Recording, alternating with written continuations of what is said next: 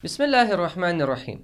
How did the Imams manage to spread the true teachings of Islam in an environment that did not allow them and their Shias to openly teach and practice their faith? How did the Shias pay their Islamic dues to the Imams rather than paying them to the oppressive rulers? And how did the Imams access their followers, do their tarbiyah, help those in need, and guide those truly seeking guidance? Two words: the network of representatives. So how did this network actually function?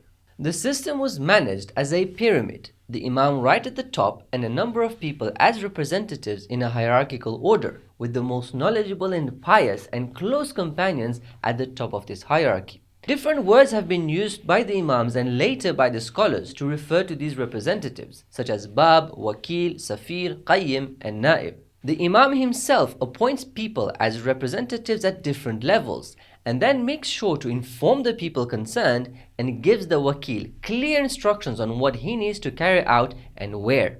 Some had roles in specific regions, whilst others were constantly traveling between regions. The members of the system were all connected like the veins in a body, all reporting back to the heart, the Imam. The companions would hold meetings with the Imam, send and receive letters from the Imam, and send and receive funds, all of this very tactfully. The purpose of this was to cater for the guidance of the people and the protection and spread of the true teachings of Islam across the entire state. The Imams cared for their companions as well as for the Shias and the Ummah, and this showed itself in their interactions and how they dealt with the different situations, doing their very best to avoid anyone falling into danger and any blood wasted. Of course, with the oppressive regime having spies everywhere and the continuous pressure on the Imams and the Shias, unfortunately several people ended up losing their lives, sometimes even after being imprisoned and brutally tortured. This is why a very important factor that allowed the system to continue existing is its secrecy and doing taqiyya when necessary.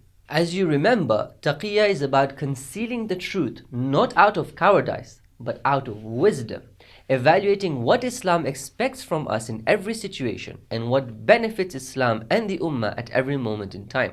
Taqiyya isn't about withholding guidance, rather it's about guiding in a manner that befits the person and situation. Another important element required for this system to function is wilayah and brotherhood between the Shias, as well as between the Shias and their Imam.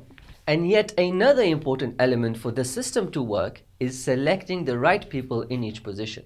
One of the main things that shook the system a few times in its history was the betrayal of important wukala who chose to let go of the truth and follow their desires, and as a result causing confusion and misguidance for the people.